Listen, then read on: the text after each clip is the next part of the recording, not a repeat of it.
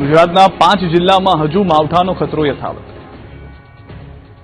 શિયાળો વિદાય તો લઈ રહ્યો છે, પરંતુ ખેડૂતોને સંકટ આપીને જઈ રહ્યો છે, કેમ કે માવઠું ખેડૂતોની પાછળ આદુ ખાઈને પડી ગયું છે. શુક્રવારે મધ્ય ગુજરાત અને દક્ષિણ ગુજરાતમાં સંકટ બનીને વરસેલું માવઠું આગામી દિવસોમાં પણ તબાહી મચાવશે.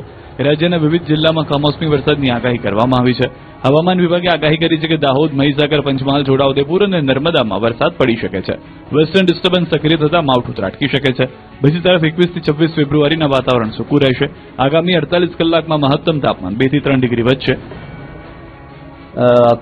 रेन थंडर शॉट का फोरकास्ट दिया गया है.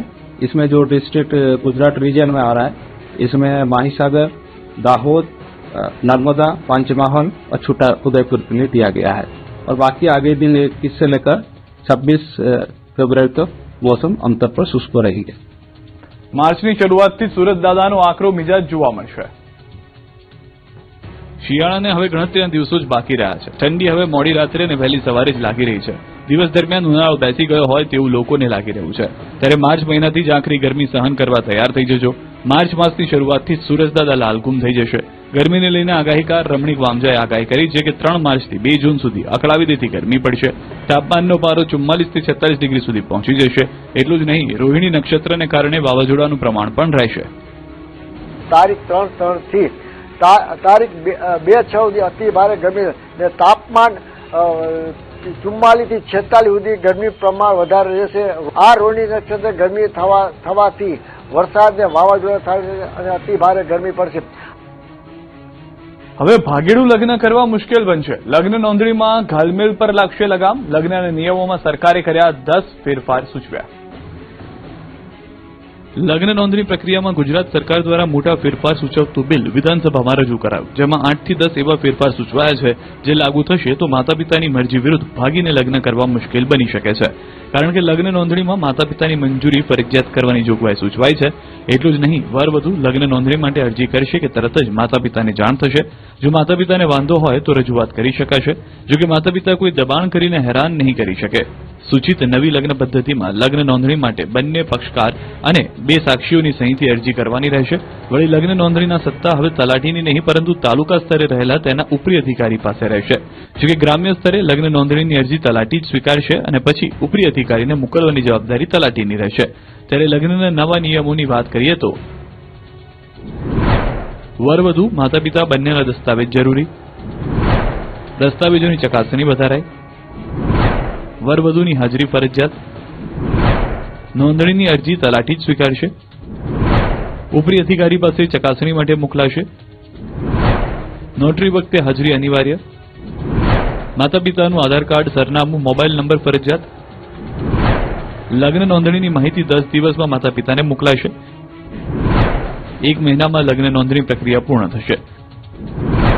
સમય જતાં લગ્ન નોંધણી માટે પોર્ટલ બનાવાશે. વોટ્સએપથી માતા પિતાને લગ્ન નોંધણીનો મેસેજ મળશે. આ સૂચિત સુધારાને લઈને સરકારે જાહેર જનતા પાસેથી વાંધા અને સૂચનો મંગાવ્યા છે, જેના માટે 30 દિવસનો સમય આપ્યો છે. બીજી તરફ પ્રેમના નામે છળકપટ કરનારને સરકાર નહીં છોડે. જો પ્રેમના નામે મારા રાજ્યની ભોલી ભાલી દીકરીઓને ફસાવવાની કોશિશ કરશે, જો પ્રેમના નામે કોઈ પરિવારને બરબાદ કરવાની કોશિશ કરશે, એવા એક અસામાજિક, ટપોરી, લેભાગુ, છલ કપટ ધરાવતા એક બી યુવાનોને રાજ્ય સરકાર છોડશે નહીં. વેશ્યાવૃત્તિ એ સમાજ સેવા છે. ફિલ્મના પ્રમોશનમાં ગુજરાતી અભિનેત્રી મોના થીબાના નિવેદનથી ખળભળાટ.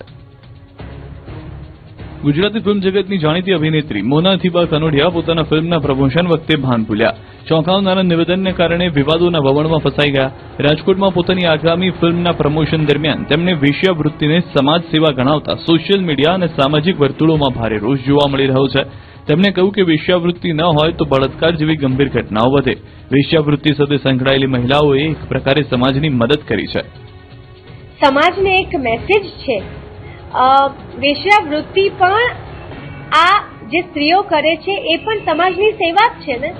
નહીં તો કેટલા બહેન દીકરીઓના બળાત્કાર થાય, કેટલું બધું થઈ શકે. આ પણ એક પ્રકારની સમાજની સેવા છે. એ વાત મેં મારી ફિલ્મ શક્તિની વાર્તાના અનુસંધાને કરી હતી. કોઈના દિલ દુભાયા હોય, કોઈને દિલને ઠેસ પહોંચી હોય એ બદલ હું માફી માંગુ છું. તો મોના દીબાના વિવાદિત નિવેદનને લઈને વિરોધનો વંટોળ શરૂ થઈ ગયો છે. વિજ્ઞાન જાથાના જયંત પંડ્યાએ વેશ્યાવૃત્તિને સમાજ સેવા ગણવી મૂર્ખામી હોવાનું કહ્યું. પેલા તો વેશ્યાવૃત્તિને સમાજ સેવા કેવું એ મૂર્ખામીની વાત છે. લોકોને ગુમરાહ કરનાર, લોકોને બીજા દિશા તરફ લઈ જનારી અને આવી પ્રવૃત્તિને પ્રોત્સાહન આપવાની વાત છે જે સમાજમાં કદી ચાલી ન શકે. બીજી તરફ કોંગ્રેસ નેતા જેની ઠુમ્મરે કહ્યું કે સામાજિક સંસ્થાઓની અને મહિલાઓની માફી માંગવી જોઈએ. કેટલી બધી સામાજિક સંસ્થાઓ વેશ્યાવૃત્તિમાંથી બાળકીઓને અને મહિલાઓને કાઢવા માટે દિવસ રાત મહેનત અને પ્રયત્ન કરી રહ્યા છે કે જેથી કરીને સામાજિક સ્તર ઊંચું આવે. કેટલી બધી એનજીઓઝ આ મહિલાઓને ફરીથી સોસાયટીમાં પ્રસ્થાપિત કરવા માટે મોટી મોટી મુહિમ ચલાવી રહ્યા છો, અને ત્યારે તમે આવું સ્ટેટમેન્ટ આપો છો કે આ પણ એક સમાજ સેવા છે. તો હું માનું છું ત્યાં સુધી આના માટે તમારે જાહેર મીડિયાના માધ્યમથી માફી માંગવી જોઈએ. પાટીદાર મહિલાઓને જયરામ બાપાની ટકોરથી ઉહાપો મચી ગયો છે. પાટીદાર આગેવાન જયરામ બાપાએ એક કાર્યક્રમમાં પટેલોની દીકરીઓને લઈને ટકોર કરી છે. પાટીદાર સમાજની યુવતીઓને ફેશન મુક્ત બનાવવા માટે સૂચન કર્યું, જેને લઈને ઉહાપો મચી ગયો છે. કેટલીક પાટીદાર મહિલાઓએ જયરામ બાપાના નિવેદનનો વિરોધ કર્યો છે. એટલે વ્યસન મુક્ત સમાજ થાય, બાયું થોડુંક ફેશન મુક્ત થાય. મારા હમ લગ્નમાં તો એવા ઘોડા ઉપાડ્યા હે બ્યુટી પાર્લરના. જેને લઈને પાટીદાર દીકરી ગીતા પટેલે વિરોધ કર્યો કે સમાજના મંચ પરથી થોડું બોલવામાં ભાન રાખવું જોઈએ. સ્ત્રીઓ શણગાર પતિના બજેટમાં જ કરે છે. સ્ત્રીઓ હંમેશા પોતાના પતિ જેટલું કમાતા હોય એ બજેટમાં જ ચલાવીને કામ કરતા હોય છે, અને કદાચ સ્ત્રીઓએ થોડો શણગાર કરી પણ લીધો તો એમાં સમાજને કંઈ વાંધો પણ ના હોય. દરેક સમાજની મહિલાઓ ઉપર તમે શણગાર ઉપર કેવી રીતે ટિપ્પણી કરી શકો? તો આ તરફ પાટીદાર અગ્રણી જયરામ બાપાની ટકોર બાદ રેશમા પટેલે આપી પ્રતિક્રિયા. કહ્યું કે આપણને સારું લાગે એવો શણગાર કરવો એમાં કંઈ ખોટું નથી. તો વિશ્વ ઉમેદામના મહિલા વિંગના ચેરપર્સન ડોક્ટર રૂપાલ પટેલે કહ્યું કે મહિલાઓએ બાહ્ય સુંદરતા કરતા આંતરિક સુંદરતા ઉપર વધુ ફોકસ કરવું જોઈએ. મોંઘા મેકઅપના થથેડા કરવાની જરૂર નથી. તો પાટીદારો જ નહીં પરંતુ સમગ્ર હિન્દુ સમાજ